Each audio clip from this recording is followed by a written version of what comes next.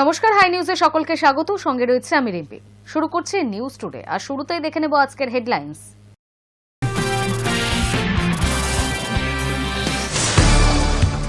সাগরদ্বীপে যাচ্ছেন মুখ্যমন্ত্রী। গঙ্গাসাগর মেলাকে ঘিরে প্রশাসনিক প্রস্তুতি খতিয়ে দেখতে আগামী 5 জানুয়ারি সাগরদ্বীপে মুখ্যমন্ত্রী জেলা প্রশাসনের আধিকারিকদের সঙ্গে করবেন প্রস্তুতি বৈঠক। এসআইআরে বাংলার চেয়ে বেশি হারে নাম বাদ বাম শাসিত কেরলে। ভুয়ো ভোটার প্রশ্নের চাপে বিজেপিও।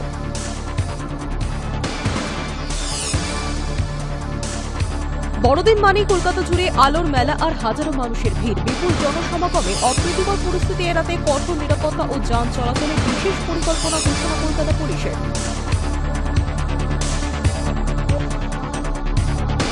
শ্রীহরিকোটা থেকে সফল উৎক্ষেপণের মাধ্যমে মহাকাশ বিজ্ঞানে নজির করল ইসরো। বাণিজ্যিক চুক্তির আওতায় আমেরিকার অত্যাধুনিক যোগাযোগ উপগ্রহ নির্দিষ্ট কক্ষপথে স্থাপন করে ইতিহাস তৈরি করল LVM-3 রকেট।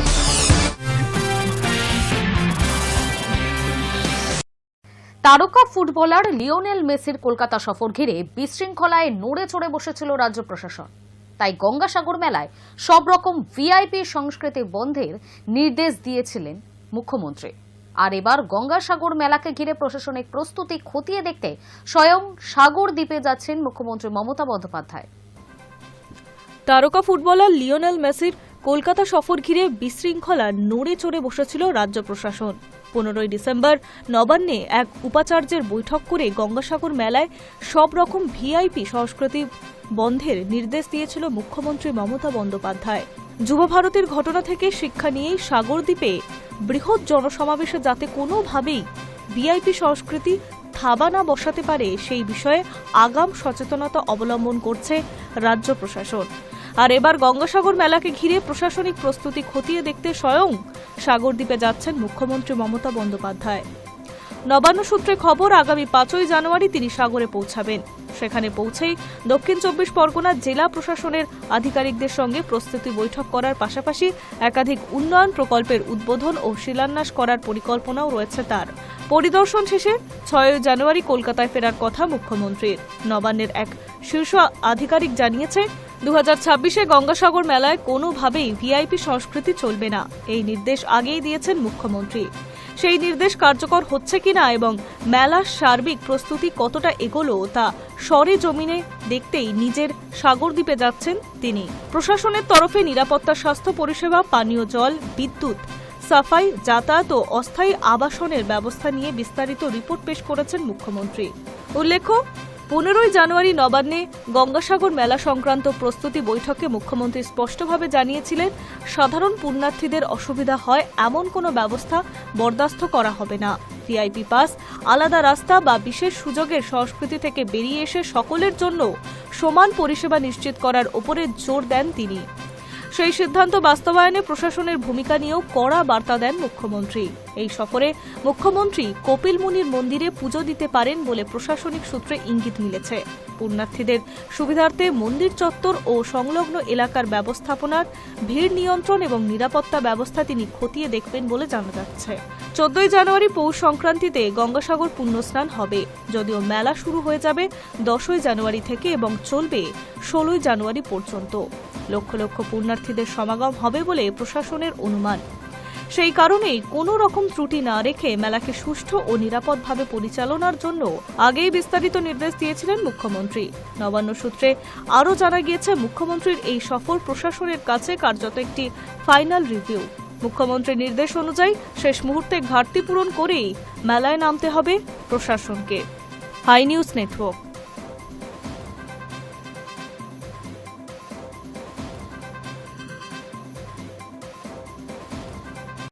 আগামী 5 জানুয়ারি নির্বাচন সংক্রান্ত বৈঠক হতে চলেছে দিল্লিতে।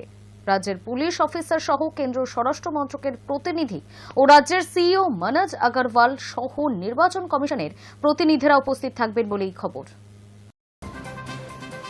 আর কয়েকদিন কাটলেই নতুন বছর, আর 2026 সাল পশ্চিমবঙ্গবাসীর জন্য ভীষণ গুরুত্বপূর্ণ, কারণ এই বছরই বিধানসভা নির্বাচন। এই মুহূর্তে রাজ্যে চলছে এসআইআর এর কাজ, তা চলবে আগামী ফেব্রুয়ারি মাস পর্যন্ত। 14 তারিখ চূড়ান্ত ভোটার তালিকা প্রকাশ, তবে তার আগে জানুয়ারি মাসে বড় বৈঠক করতে চলেছে জাতীয় নির্বাচন কমিশন। আগামী 5ই জানুয়ারি নির্বাচন সংক্রান্ত বৈঠক হতে চলেছে দিল্লিতে। রাজ্যের পুলিশ নোডাল অফিসার আনন্দ কুমার, কেন্দ্রীয় স্বরাষ্ট্র মন্ত্রকের প্রতিনিধি, রাজ্যের সিইও মনোজ আগরওয়াল সহ নির্বাচন কমিশনের প্রতিনিধিরা উপস্থিত থাকবেন। কেন্দ্রীয় বাহিনী সহ একাধিক বিষয়ে আলোচনা হতে পারে ওই বৈঠকে। এর আগে 25টি এজেন্সির সঙ্গে ভোট প্রস্তুতির বৈঠকে বসেছে রাজ্য নির্বাচন কমিশন। ওই বৈঠকে ছিলেন সিআইএসএফ এর এয়ারপোর্ট ডিআইজি অজয় কুমার, অতিরিক্ত মুখ্য নির্বাচনী আধিকারিক অরিন্দম নিয়োগী, পূর্ব রেলের আরপিএফ এর chief security commissioner DIG Rafiq Ahmed Ansari, BSF south Bengal ফ্রন্টিয়ারের আইজি ভূপেন্দ্র যাদব এবং রাজ্য পরিবহন দপ্তরের সচিব আইএএস সৌমিত্র মোহন। ঘটনা হল লোকসভা হোক বা বিধানসভা, ভোটের আগে এই এজেন্সিগুলিকে কাজে লাগায় কমিশন। নজরে রাখে কোথাও কোনো বেআইনি কারবার, পাচার বা লেনদেন হচ্ছে কিনা। তাই এই প্রস্তুতি বৈঠক তাৎপর্যপূর্ণ বলেই মনে করছে রাজনৈতিক মহল। প্রসঙ্গত, গত 4 নভেম্বর থেকে এই রাজ্য এবং কেন্দ্রশাসিত অঞ্চলগুলিতে এসআইআর প্রক্রিয়া শুরু হয়েছিল। আগে বলা হয়েছিল 4 ডিসেম্বরের মধ্যে এনুমারেশন ফর্ম নির্বাচন কমিশনের ওয়েবসাইটে আপলোড করার প্রক্রিয়া সম্পন্ন করতে হবে।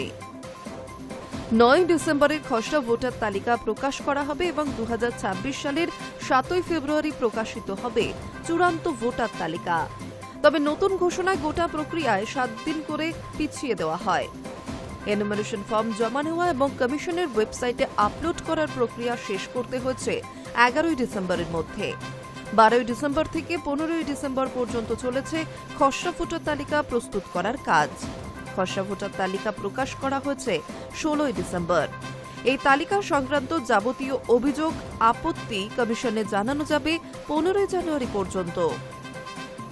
এই মুহূর্তে খসড়া তালিকার সমস্ত আপত্তি, অভিযোগ এবং দাবি খতিয়ে দেখে পদক্ষেপ করা, বিতর্কের নিষ্পত্তি করা, প্রয়োজনে সংশ্লিষ্ট ভোটারকে শুনানিতে ডাকা এবং আলোচনার সাপেক্ষে সন্দেহ দূর করার কাজ ইআরওরা করছেন। এই কাজ চলবে 7 ফেব্রুয়ারি পর্যন্ত। 10 ফেব্রুয়ারির মধ্যে ভোটার তালিকা ভালো করে খতিয়ে দেখে চূড়ান্ত করার জন্য কমিশনের অনুমতি নিতে হবে। তারপর চূড়ান্ত ভোটার তালিকা প্রকাশ করা হবে 14 ফেব্রুয়ারি। Hi news network.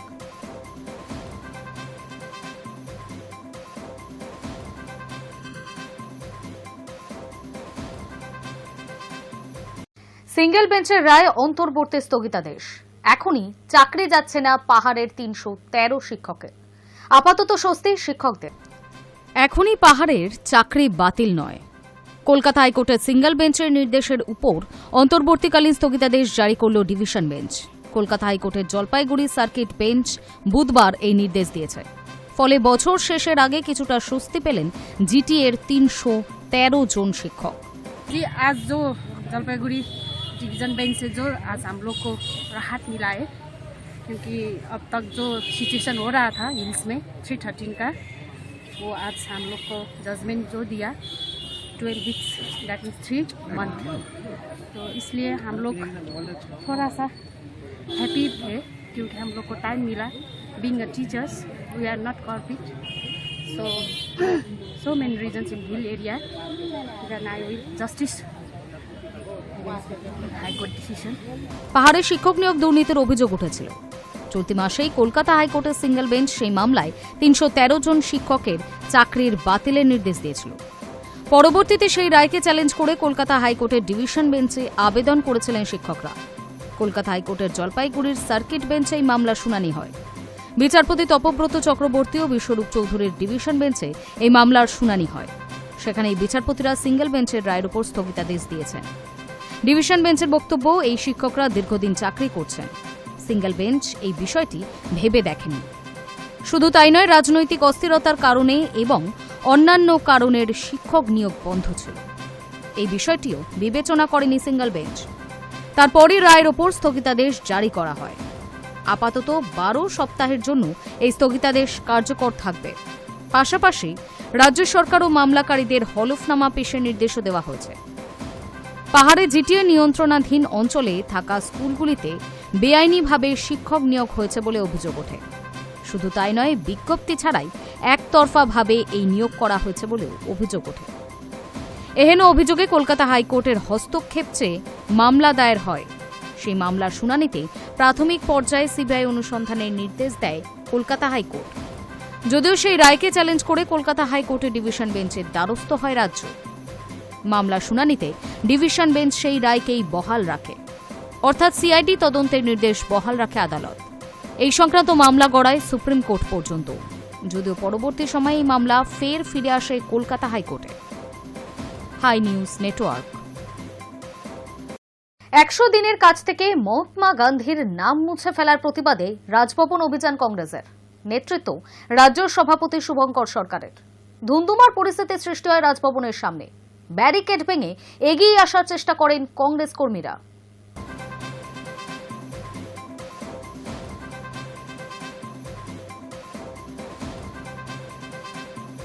বুধবার রাজভবন অভিযানে ডাক দিয়েছিলেন পশ্চিমবঙ্গের প্রদেশ কংগ্রেসের সদস্যরা। 100 দিনের কাজ থেকে মহাত্মা গান্ধীর নাম মুছে ফেলার প্রতিবাদে রাজভবন অভিযান কংগ্রেসের।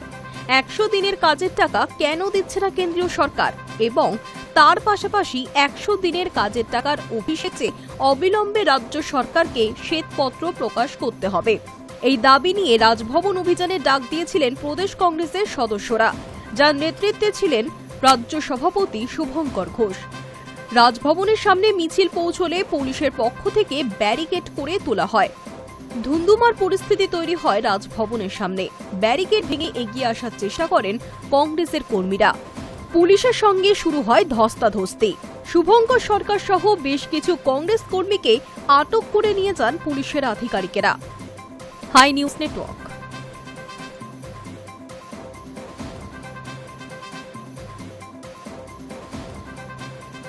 সোমবার নিজের নতুন দল ঘোষণা করেছেন মুর্শিদাবাদের ভরতপুরের বিধায়ক হুমায়ুন কবির।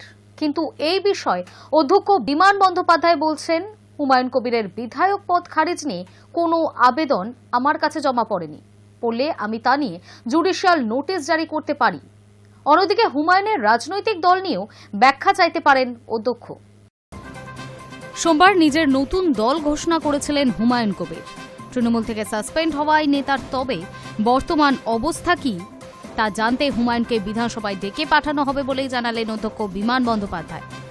মঙ্গলবার এই নিয়ে এক প্রশ্নের জবাবে অধ্যক্ষ বলেন, হুমায়ুন কবিরের বিধায়ক পদ খারিজ নিয়ে কোনো আবেদন আমার কাছে জমা পড়েনি, পড়লে আমি তা নিয়ে জুডিশিয়াল নোটিশ জারি করতে পারি।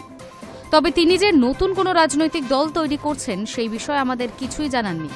একই সঙ্গে জানিয়েছেন, বিধায়ককে ডেকে এই নিয়ে ব্যাখ্যাও চাইতে পারেন অধ্যক্ষ। অধ্যক্ষ বিমান বন্দ্যোপাধ্যায়ের কথায়, ওর অবস্থানটা কি? ওকে তৃণমূল কংগ্রেস থেকে সাসপেন্ড করা হয়েছে, সেই খবরটা জানি। বর্তমানে ওর অবস্থান হলো বিধানসভার একজন নির্দল সদস্য, কিন্তু উনি যখন একটি দল তৈরি করে ফেলেছেন তখন সেই বিষয়ে আমি ওর কাছে ব্যাখ্যা চাইতেই পারি। বলে রাখা প্রয়োজন, তৃণমূল থেকে সাসপেন্ড হওয়ার পরেই ভরতপুরের বিধায়ক পদ থেকে ইস্তফা দেওয়ার ঘোষণা করেন হুমায়ুন কবির, যদিও পরে তা নিজেই খারিজ করে দেন। স্পষ্ট জানান, বিধায়ক পদ থেকে ইস্তফা দেবেন না। এরই মধ্যে নয়া দল জনতা উন্নয়ন পার্টি ঘোষণা করেছেন হুমায়ুন। শুধু তাই নয়, আগামী বিধানসভা নির্বাচনে সেই দলের হয়ে একাধিক আসনে প্রার্থীর নামও ঘোষণা হয়েছে, যা নিয়ে শুরু হয়েছে জোর বিতর্ক। এর মধ্যেই এবার অবস্থান জানতে চেয়ে হুমায়ুনকে তলব করতে চলেছেন স্পিকার, যা খুবই তাৎপর্যপূর্ণ বলেই মনে করা হচ্ছে। Hi news network.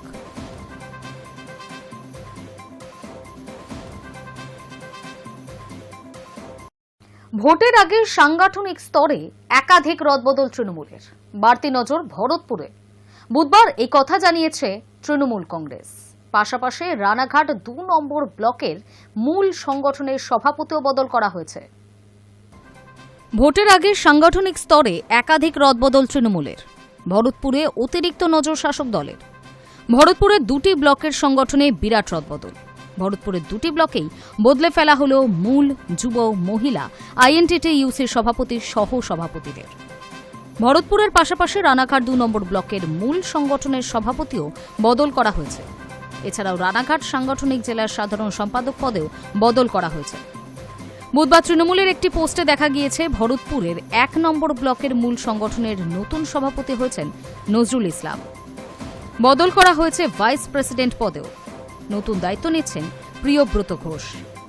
বদল হয়েছে যুব সংগঠনে। ব্লকের নতুন যুব সভাপতি হয়েছেন মোহাম্মদ রানা, সহসভাপতি হলেন তুহিন ঘোষ। ভরতপুর 1 নম্বর ব্লকের নতুন মহিলা সভাপতি হলেন নাজমা সুলতানা। শ্রমিক সংগঠন আইএনটিটিইউসির সভাপতির দায়িত্ব পেলেন আব্দুল বারী। 1 নম্বর ব্লকের পাশাপাশি বদল হয়েছে 2 নম্বর ব্লকেও। এই ব্লকের মূল সংগঠনের সভাপতি হিসেবে দায়িত্ব পেয়েছেন মুস্তাফিজুর রহমান ওরফে সুমন।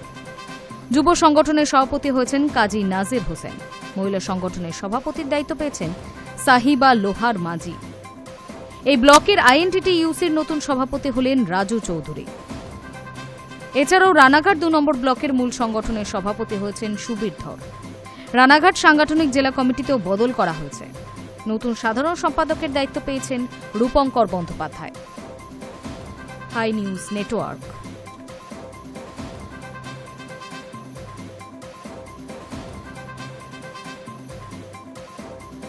বাংলাদেশের যুবক খুনের প্রতিবাদে বুধবারও উত্তপ্ত হয়ে ওঠে কলকাতা। বুধবার বিজেপির পূর্ব ঘোষিত হাওড়া ব্রিজ অবরোধ কর্মসূচিকে কেন্দ্র করে ধুন্ধুমার কাণ্ড। কিন্তু হাওড়া ব্রিজে ওঠার আগে বিজেপির মিছিল আটকে দেয় পুলিশ। শুরু হয় পুলিশের সঙ্গে ধস্তাধস্তি।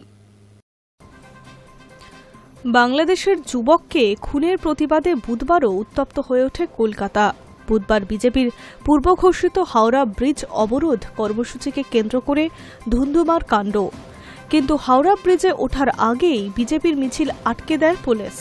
বাধা পেয়ে পুলিশের সঙ্গে বাকবিতণ্ডায় জড়ান বিক্ষোভকারীরা। রাস্তার ওপরে বসে পড়েন তারা। পুলিশের ব্যারিকেড টপকে মিছিলে এগোনোর চেষ্টা করতে রণক্ষেত্র চেহারা নেয়। শুরু হয় পুলিশের সঙ্গে ধস্তাধস্তি।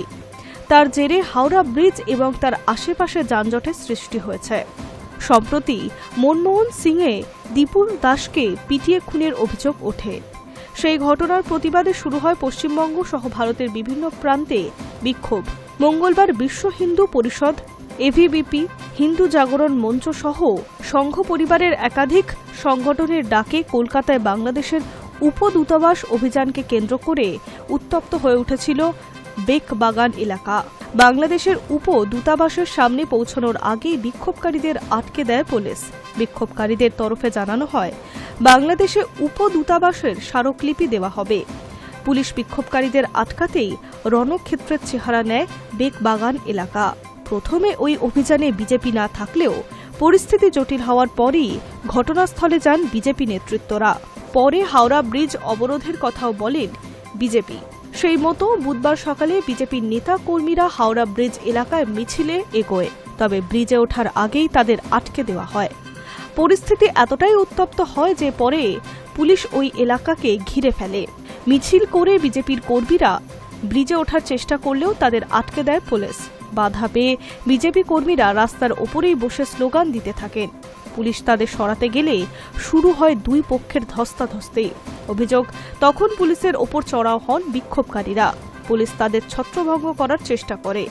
দীপু দাসের হত্যার প্রতিবাদ ভবিষ্যতে আরও তীব্র হবে তার আভাস মঙ্গলবারই দিয়েছিলেন রাজ্যের বিরোধী দলনেতা শুভেন্দু অধিকারী। তিনি বলেন, উপদূতাবাসে আমাদের ঢুকতে দিয়ে যদি কথা বলে তাহলে ভালো, কথা যদি না বলে তাহলে বাইরের রাস্তা আমাদের, আমরা যা করার করব, এখানে সুস্থভাবে কাজ করতে দেব না। Hi news network.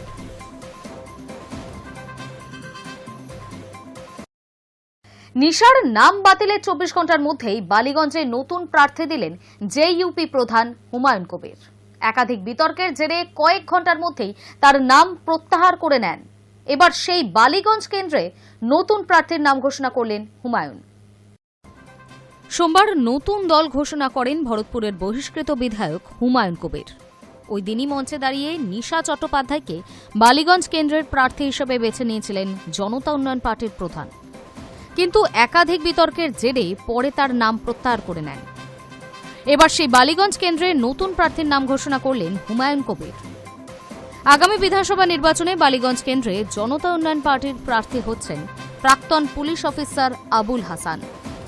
নিশার জায়গায় তার নাম ঘোষণা করেছেন হুমায়ুন কবির। তৃণমূল থেকে সাসপেন্ড হওয়ার আগেই ঘোষণা করেছিলেন 22 ডিসেম্বর তিনি নতুন দল গঠন করবেন এবং 2026 সালের বিধানসভা নির্বাচনে 100-র বেশি আসনে প্রার্থী দেবেন। সেই ঘোষণা মতো সোমবার জনতা উন্নয়ন পার্টি নামে নতুন দল পতাকার আত্মপ্রকাশ করেন হুমায়ুন কবির। একই সঙ্গে 10টি বিধানসভা আসনের প্রার্থী তালিকাও প্রকাশ করেন। কয়েকটি আসনে হিন্দু প্রার্থীর নামও ঘোষণা করা হয়। কলকাতার বালিগঞ্জ কেন্দ্র থেকে প্রার্থী হিসেবে নিশা চট্টোপাধ্যায়ের নাম ঘোষণা করা হয়েছিল, কিন্তু রাত পোহাতেই সিদ্ধান্ত বদল। হুমায়ুন কবিরের দাবি, তিনি নিশা চট্টোপাধ্যায়কে চিনতেন না। তার এক পরিচিত জানিয়েছিলেন নিশা বালিগঞ্জ কেন্দ্র থেকে প্রার্থী হতে চায়, সেই কারণেই তাকে প্রার্থী করা হয়েছে। তবে ভরতপুরের বিধায়ক আরও জানান, নিশার নাম ঘোষণার পরই তৃণমূলের আইটি সেলের সোশ্যাল মিডিয়া দেওয়া কয়েকটি ভিডিও সহ আরও কিছু ছবি দেখে তার মনে হয়েছে বিধানসভার মতো পবিত্র জায়গায় এই ধরনের মানুষ অযোগ্য। তাই রাতারাতি প্রার্থী হিসেবে তাকে প্রত্যাহার করে হুমায়ুন কবির। তবে অন্যদিকে নিশা চট্টোপাধ্যায়ের দাবি, সোশ্যাল মিডিয়ায় ভিডিও নয়, ধর্মীয় পরিচয়ের কারণেই প্রার্থী তালিকা থেকে নাম বাদ দেওয়া হয়েছে তার। মঙ্গলবার এই ইস্যুতে প্রকাশ্যে মুখ খোলেন নিশা। তার বক্তব্য, হঠাৎ করে আমার ভিডিও নিয়ে কথা উঠছে, চারিদিক থেকে নানা রকম কথা শোনা যাচ্ছে। হুমায়ুন চাচাই আমাকে প্রার্থী হতে বলেছিলেন, সবই ঠিক ছিল। আচমকা এসব কি হচ্ছে বুঝতে পারছি না। নিশার অভিযোগ, দলের এই সিদ্ধান্তের পর থেকেই তাকে নানা কটাক্ষ, প্রশ্ন আর সামাজিক চাপের মুখে পড়তে হচ্ছে। জনতা উন্নয়ন পার্টির ভূমিকা নিয়ে প্রশ্ন তুলেছেন অনেকেই।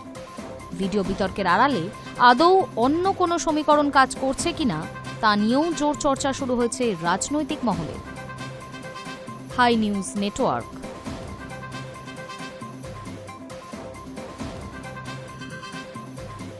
আসবো আবহাওয়ার খবরের দিকে। ডিসেম্বরে জমেছে শীতের আমেজ। 25শে ডিসেম্বরের আগে শীতের আমেজ আরও বাড়বে রাজ্যে। দক্ষিণবঙ্গে ফের নিম্নমুখী তাপমাত্রার পারদ। ডিসেম্বরে জমছে শীতের আমেজ। উত্তর থেকে দক্ষিণ দুই বঙ্গেই কাবু করেছে শীত। আবহাওয়া দপ্তর বলছে, আপাতত ঝোড়ো ব্যাটিং করবে ঠান্ডা। 25শে ডিসেম্বরের আগে শীতের আমেজ আরও বাড়বে রাজ্যে। কতটা পারদ পতন হবে?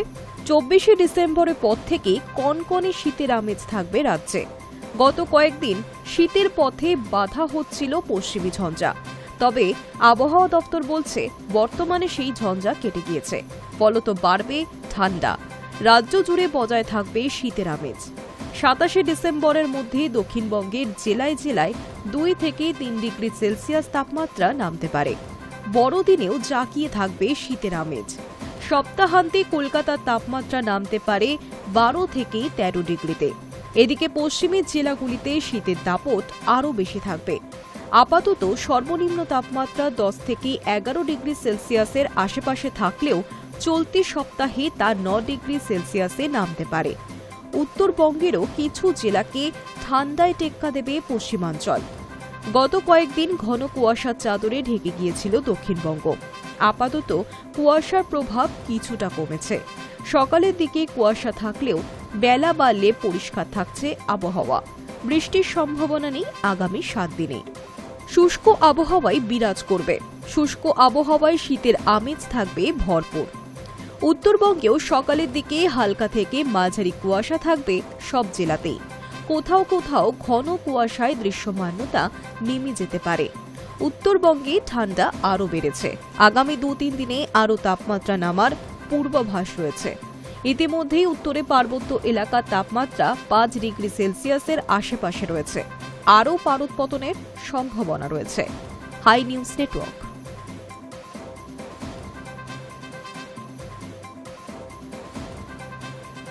নিউজ টুডে এখনকার মতো এই পর্যন্তই। বিভিন্ন খবরের সাথে আপডেট থাকতে চোখ রাখুন হাই নিউজে। নির্ভীক, নিরপেক্ষ।